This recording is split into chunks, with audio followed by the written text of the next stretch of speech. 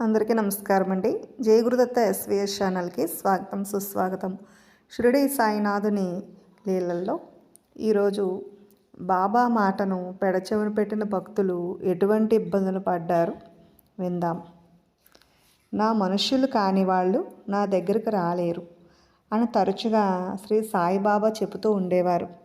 అంతేకాదు, బాబా అనుమతి లేనిదే ఎవరూ కూడా షిరిడి వదిలి క్షేమంగా పోగలిగేవారే కాదు. ఆయన ఇచ్చే ఆదేశాలను సలహాలను అతిక్రమించే వాళ్ళకి తప్పనిసరిగా ఏదో ఒక ఆపద ఎదురవుతూనే ఉండేది. ఎవరి దాకానో ఎందుకు, బాయిజాబాయి కుమారుడైన తాత్యా పట్ల శ్రీ సాయి ఎనలేని ప్రేమను చూపించేవారు. అతనిని గారం చేసేవారు. స్వయంగా తన చేతులతో భోజనం పెట్టేవారు. పగలంతా కష్టించి అలసిపోయి ఉంటాడనే కారణంగా శ్రీ సాయిబాబా తాత్యాకు పాదసేవ కూడా చేయబోయేవారు. ఈ విధంగా శ్రీ బాబా ఎంతో అధికాధికంగా ప్రేమించడం వల్ల కొంతమందికి ఆయన చాలా చులకనగాను పిచ్చివాడిలాగాను తోచేవారు. ఆయన సలహాలను అతిక్రమించేవారు. చిత్రం ఏమిటంటే, తనను తక్కువగా చూసిన పిచ్చివాడిలా చూసినా ఆయనేమీ చెలించేవారు కాదు. అయితే ఆయన సలహాను తప్పితే మాత్రం ఆ తప్పిన వాళ్ళు ఖచ్చితంగా ప్రమాదాన పడేవారు. తాత్యాకు టాంగా ప్రమాదం ఏ విధంగా జరిగిందో విందాం. ఒకసారి తాత్య చాలా హడావిడిగా మసీదుకు వచ్చి శ్రీ సాయిబాబాకు నమస్కరించి కోపర్గావ్కు వెళ్లేందుకు గాను అనుమతి ఇమ్మని అడిగాడు. ఇప్పుడు ఎందుకు, కాసేపు స్థిమితపడు, తర్వాత చూద్దాం అన్నారు శ్రీ సాయిబాబా. తాత్య వినలేదు. నీవెప్పుడూ ఇంతే, ఏదైనా సరదాగా ఉందామంటే ఉండనివ్వవు అని బొంగమూతి పెట్టాడు. అది సహించలేని సాయి, సరే నీ కర్మ, వెళ్ళితే వెళ్ళు అన్నారు. తాత్య టాంగాలో వెళ్ళిపోయాడు. సావులు బావి దాటగానే టాంగా గుర్రాలు రెండింటిలోనూ ఒక దానికి కాలు బెనికి కూలబడిపోయింది. దాంతో టాంగా నేలకు వాలిపోయింది. మరీ పెద్ద దెబ్బలు అయితే ఏమీ తగలలేదు, కానీ మొత్తం మీద తాత్య గాయపడ్డాడు. బాబా మాటలు విననందుకు పశ్చాత్తాపడ్డాడు. ఏమి లాభం? మరోసారి ఇలాగే శ్రీ సాయిబాబా వద్దని వారించిన వినకుండగా కల్వారి గ్రామానికి బయలుదేరి మధ్యలో టాంగా ప్రమాదంలో ఇరుక్కుని కొన్నాళ్ళు మంచాన పడ్డాడు. అందుకే పశ్చాత్తాపం కలగ్గానే సరికాదు, తిరిగి అలాంటి తప్పును చేయకుండా ఉండాలి. అలా ఉంటేనే భగవంతుడు అనుగ్రహిస్తాడు. అంతేకాని కష్టంలో పశ్చాత్తాపడి తిరిగి అదే పాపం చేసేవాడు యథార్థమైన పశ్చాత్తాపుడు కాదు అని చెప్పేవారు శ్రీ సాయిబాబా. ఒకసారి ఒక యూరోపియన్ ద్వారా శ్రీ సాయిబాబాను చూసేందుకు వచ్చాడు. బహుశా తాను తెల్లవాడిననే జాత్యహంకారము, లేదా ఆనాటికి ఈ దేశ పరిపాలకులని జాతివాడిననే అహంకారము, మొత్తం మీద ఏదో ఒక అసాధారణమైన లోపం ఉందని, అందువల్లనేమో బాబా దర్శనం అతనికి తృప్తిని అయితే ఇవ్వలేదు. తిరిగి వెళ్ళిపోతానన్నాడు. అలాగే ఈ రోజుకు మాత్రం షిరిడీలోనే ఉండి రేపు బయలుదేరు అన్నారు శ్రీ సాయి. కానీ అతను ఆ మాటని లెక్క చేయలేదు. ఇండియానే పరిపాలిస్తున్న యూరోపియన్లనే అహంకాపోలు ఎవడో ఫకీర్ చెప్పినట్లు నేను చేయడమేమిటి అనుకున్నాడు. సాయి మాటల్ని నిర్లక్ష్యం చేసి టాంగా కట్టించుకుని బయలుదేరాడు. తీరా టాంగా సావులు బావి దాటగానే ఏదో త్రొక్కుడు బండి ఎదురై గుర్రాలు బెదిరి అతి వేగంగా పరుగులు తీశాయి. ఫలితంగా టాంగా తలకిందులైనది. దొరగారు టాంగాతో పాటే చాలా దూరం ఈడ్చుకుపోబడ్డారు. గాయాల్ని మానుపుకునేందుకు కోపర్గావ్ ఆసుపత్రిలో చేర్చబడ్డాడు. అలాగే ఇంకొకటి సంఘటన ఏమిటంటే, గతంలో శ్రీరామనవమి నాడు చందనోత్సవం జరిగేదని చెప్పుకున్నాం కదా. ఆ ఉత్సవం చేసిన అమీర్ సర్కార్ గారి ఉదంతమే ఇది. అమీరు బాంద్రాలో కమిషన్ వ్యాపారం చేస్తూ ఉండేవారు. అతనికి కీళ్ళవాతం వచ్చింది. శ్రీ సాయిబాబాను ఆశ్రయించాడు. తను చెప్పే వరకు అతనిని చావడిలో ఉండమని ఆదేశించారు శ్రీ సాయి. అలా 9 నెలలు గడిచాయి. జబ్బు కొద్దిగా తగ్గిందే కానీ పూర్తిగా అయితే నయం కాలేదు. అతనికి విసుగొచ్చింది. బాబాకు చెబితే వెళ్ళనివ్వరనే ఉద్దేశంతో ఓ రాత్రికి రాత్రి షిరిడీ నుంచి ఉడాయించి కోపర్గావ్ చేరి ఆ రాత్రికి అక్కడే ఒక సత్రంలో బస చేశాడు. దైవం అనుకూలించిన వాళ్ళకి ఎక్కడికి వెళ్ళినా ఎదురు దెబ్బలేనని ఒక కథ ఉంది. ఒకానొక బట్టతలవాడు ఎక్కడో వెళ్తూ వెళ్తూ ఎండకి తట్టుకోలేక ఒక తాడి చెట్టు నీడలో నిలబడ్డాడట. అంతలోనే వాడి కర్మం కాలిపోయింది. ఆ తాడి చెట్టు మీద మిగలముగ్గిపోయిన తాటిపండు ఒకటి రాలిపోయి తిన్నగా వచ్చి వీడి నెత్తిన పడింది. ఆ దెబ్బకి వాడి బట్టబుర్ర కాస్తో పెద్ద దొని చేస్తూ 2 చెక్కలైంది. ఇది కథ. ఇప్పుడు అమీర్ పని అలాగే అయింది. అతను విడిది చేసిన సత్రంలోనే ఒక ఫకీరు అనారోగ్యంతో బాధపడుతున్నాడు. అది అతనికి అవసాన దశ అనే సంగతి అమీర్కు తెలియదు. ఫకీరు దాహం అడిగాడు. అమీరు మంచినీళ్ళు తెచ్చాడు. ఫకీరు తలను తన ఒళ్ళో పెట్టుకుని గొంతులో మంచినీళ్ళు పోశాడు. అవి త్రాగగానే ఆ ఫకీరు కన్ను మూసేశాడు. దాంతో అమీరు సక్కరికి దడ పట్టుకుంది. ఫకీరు మరణవార్త బయటపడితే కేసు తేలేదాకా పోలీసులు తనను మూసేస్తారు. చెప్పకుండా పారిపోతే పోలీసు విచారణలో సత్రం పొద్దు చూస్తారు. అందులో తన ఊరు పేరు వ్యాపారం అన్నీ ఉన్నాయి. పైగా బాంద్రాకు వెళ్తున్నట్లు కూడా ఉంది. కాబట్టి పోలీసులు అక్కడికి వచ్చి మరీ ఖైదు చేస్తారు. ఏం దారి అని ఆ క్షణంలో ఆలోచించాడు. శ్రీ బాబా అనుమతి లేకుండా పారిపోరావటం పొరపాటు అనుకున్నాడు. శ్రీ సాయికి మనసులోనే క్షమాపణలు చెప్పుకున్నాడు. శ్రీ బాబాని ఆశ్రయించడమే తప్ప మరో దారి తోచని అమీర్ సర్కార్ ఎవరికి ఏమీ చెప్పకుండానే మళ్ళా షిరిడీకి బయలుదేరి తెల్లవారే లోపల చావడి చేరుకున్నాడు. వ్యాధి నయమయ్యేదాకా కిక్కురు మనకుండగా ఆ చావడిలోనే ఉన్నాడు. కానీ శ్రీ సాయికి అన్ని విషయాలు తెలుసును. అందుకే నవ్వుతూ భయపడకు, నేనున్నానుగా అంటూ నర్మగర్భంగానే మందలించారు బాబా. ఆ విశ్వాసము భక్తి వల్లనే అమీర్ సర్కారు శ్రీ సాయిబాబా గౌరవార్థం చందనోత్సవం ఏర్పాటు చేశాడు. ఇప్పుడు కాకా మహాజని యొక్క ఉదాంతాన్ని విందాం. బొంబాయికి చెందిన కాకా మహాజని అనే భక్తుడు ఒక వారం రోజుల పాటు షిరిడీలో ఉండాలనే కోరికతో వెళ్ళాడు. కానీ బాబాను దర్శించిన వెంటనే ఆయన ఇంటికి ఎప్పుడు వెళ్తావు అని అడిగారు. ఆ ప్రశ్నకు కాకా మహాజని చాలా ఆశ్చర్యపోయాడు. ఏం చెప్పాలో అనుకుంటూనే సాయి ఆజ్ఞ ఎప్పుడైతే అప్పుడే వెళ్తాను అని చెప్పాడు. అయితే రేపే వెళ్ళిపో అన్నారు శ్రీ సాయిబాబా. కాకా నిరాశపడ్డాడు. కానీ తప్పదు. బాబా వాక్కు శాసనం వంటిది. ఆయన చెప్పినట్లుగా మరునాడే బయలుదేరి వెళ్ళిపోయాడు. తీరా బొంబాయిలోని కార్యాలయం చేరేసరికి యజమాని అతని కోసం ఆత్రంగా ఎదురుచూస్తున్నాడు. ఆఫీస్ మేనేజరు అస్తవ్యస్తుడైన కారణంగా ఆ విధులని నిర్వహించేందుకు గాను కాకా మహాజని అవసరమయ్యాడు. ఈ విషయం షిరిడీ చిరునామాకు ఉత్తరం కూడా రాశారు. కానీ శ్రీ సాయిబాబా వారి ఆజ్ఞ మీద కాకా మహాజని తిరిగి బొంబాయి చేరుకోవడం వల్ల ఆ ఉత్తరం కూడా షిరిడీ వెళ్ళి వెనుతిరిగి వచ్చేసింది. బాబా తన చేత అంత హడావిడిగా తిరుగు ప్రయాణం ఎందుకు చేయించారో తెలిసిన తర్వాత కాకా మహాజని హృదయం భక్తితోనూ కృతజ్ఞతతోనూ ద్రవించుకుపోయింది.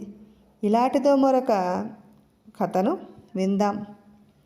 బావుసాహెబు ధుమాల్ ప్రముఖ న్యాయవాది కోర్టు పని మీద నిఫాడ్కు వెళ్తూ ఆ కేసులో తన విజయం కోసం బాబా దర్శనార్థం షిరిడీలో దిగాడు. ధుమాల్ బాబాకు నమస్కరించి ఆశీస్సులు ఉదయ ప్రసాదం అందుకుని నిఫాడ్ బయలుదేరేందుకు అనుమతి అడిగాడు. బాబా అంగీకరించలేదు. ఓ వారం పాటు అక్కడే ఉండి తర్వాత వెళ్ళమన్నారు. భక్తులెవరూ భగవంతుని ఆజ్ఞను కాదనలేరు కదా. అలాగే ధుమాల్ కూడా తాను వాదించాల్సిన కేసు ఏమవుతుందోనని లోపల ఎంత భయంగా ఉన్నా ఆతృతని అణుచుకుని వారం రోజులు షిరిడీలోనే ఉండిపోయాడు. అనంతరం ఎంతో కంగారుగా నిఫాడ్ వెళ్ళేసరికి కేసు వాదించాల్సిన రోజుకి మెజిస్ట్రేటుకు కడుపు నొప్పిగా ఉండటం వల్ల వాయిదా వేయబడిందని, ఏమీ కంగారు పడనక్కర్లేదని తెలిసింది. అనంతరం ధుమాలు ఆ కేసు గెలిచాడు కూడాను. నిమోంకర్ భార్య ఉదంతాన్ని విందాం. షిరిడీలోనే స్థిరపడిపోయి శ్రీ సాయిబాబా సేవలోనే కాలం గడుపుతున్న ఎందరో భక్తుల్లో నిమోన్కర్ దంపతులు కుటుంబం ఒకటి. వాళ్ళ కుమారుడు బాలాపూర్లో జబ్బుపడ్డాడు. అందువల్ల తను వెళ్ళి పిల్లాన్ని చూసుకుని చుట్టుపక్కలని వాళ్ళందరినీ పలకరించి ఓ 4 రోజులుండి రావాలనుకుంది శ్రీమతి నిమోంకర్. కానీ పిల్లాన్ని చూసి మరనాడే తిరిగి వచ్చేయమన్నాడు నిమోంకర్. అది ఆమెకైతే ఇష్టం లేదు. అయినా భర్త మాట కాదను లేదు. సరేలేండి అంది. దంపతులు శ్రీ సాయిని దర్శించారు. ఆయనకు నమస్కరించి ప్రయాణానికి అనుమతిని అడిగిందామె. శుభం కలుగుగాక. వెళ్ళి పిల్లాన్ని చూసి 4 రోజులు అక్కడే ఉండి మెల్లగారా, ఏం తొందర లేదు, బంధువులందరినీ చూసిన తర్వాతే రా అని ఆశీర్వదించారు బాబా. నిమోంకరు నీళ్లు నిమిలాడు. తన ఆజ్ఞను ఉపసంహరించుకుని ఆమెను సాగనంపాడు.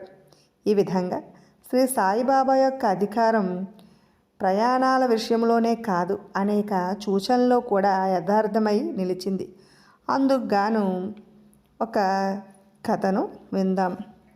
బంగారపు పని మానివేయని చెప్పారు బాబా. ఆ కథ ఏమిటో విందాం.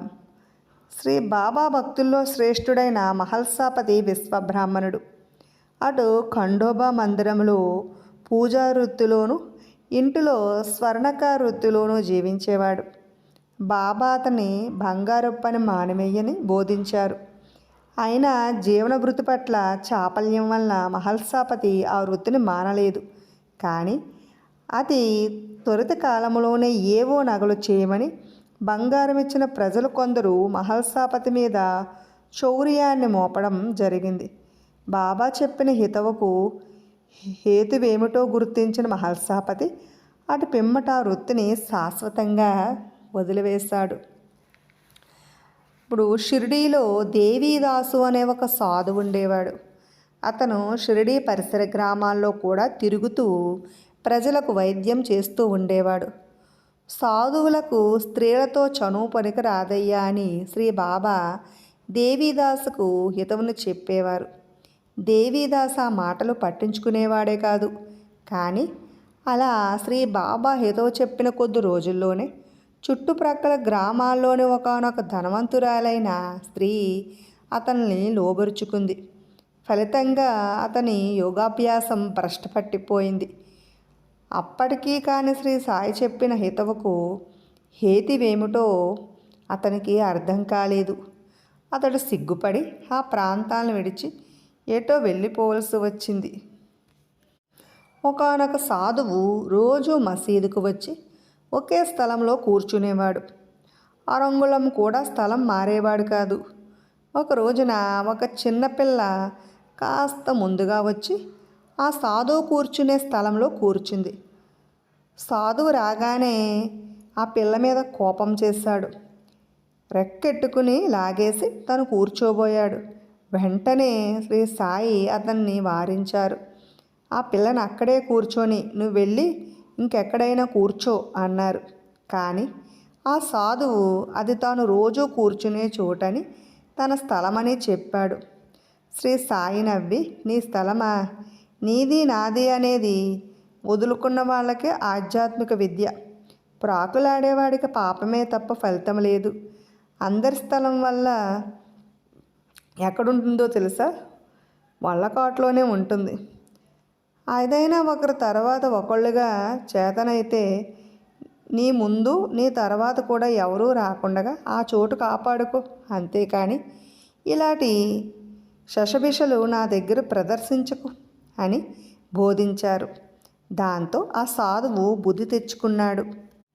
ఒకానొక పర్యాయం ఒక రాణి శ్రీ సాయిబాబా దర్శనార్థమై వచ్చి అనేకమైన బంగారు జవహారీతో నిండువన ఒక పెట్టెను బహుమానంగా పంపింది. ఆ జవహారీని చూసి దర్బార్లోని వారంతా బంగారం బంగారం అంటూ ఆశ్చర్యంతో కంపించిపోయారు. ఒక్క శ్రీ సాయిబాబా మాత్రమే అదేది కానట్టు, తన ముందేమీ లేనట్టు అలా నిర్మలంగా నిరామయంగా కూర్చుని ఉన్నారు. ఆ జవహారీ ప్రభావానికి మహల్సాపతి కూడా చెల్లించిపోయాడు. సాయి, ఇంత బంగారం ఎదురు పెట్టుకుని అలా ఉంటావేమిటి అని అడిగాడు. ఏది బంగారం? శ్రీ సాయిబాబా నిరామయంగా ప్రశ్నించారు. ఇదిగో అన్నాడు మహల్సాపతి జవహారీని మరింతగా బాబా ముందుకు నెడుతూను. అది బంగారమా? మళ్ళీ ప్రశ్నించారు శ్రీ సాయి. కాదా? భలేవాడివి, బంగారం గురించి నాకు తెలుసా, నీకు తెలుసా అన్నాడు మహల్సా. నీకే తెలుసులే, ఏది చెప్పు అని తన హృదయం మీద చెయ్యి వేసుకుని చూపిస్తూ, చెప్పండి మహల్సాపతి, ఇది బంగారమా, అది బంగారమా అని అడిగారు. మహల్సాపతి కొంగు తిన్నాడు. రెట్టించారు శ్రీ సాయిబాబా. చెప్పవయ్యా మహల్సా, ఈ బొందెలోనిది బంగారమా, ఆ భూషణంలోనిది బంగారమా? దర్బారులోని భక్తులు జంకారు. బంగారం నాకెందుకు?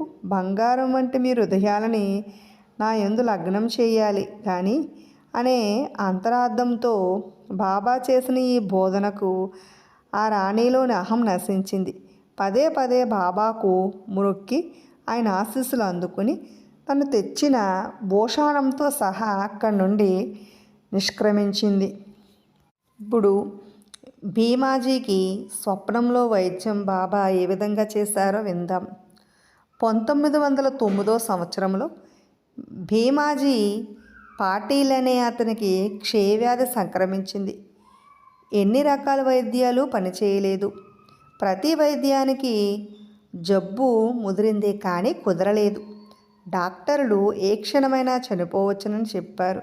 దాంతో క్షణక్షణ మరణంగా బ్రతుకుతున్నాడు భీమాజీ పాటేలు. దానికి తోడు ప్రతి 5 నిమిషాలకు నోటమ్మట రక్తం పడుతూ ఉండేది. చివరి చూపులు చూడటానికి బంధుమిత్రులంతా అతని ఇంటికి వెళ్ళసాగారు.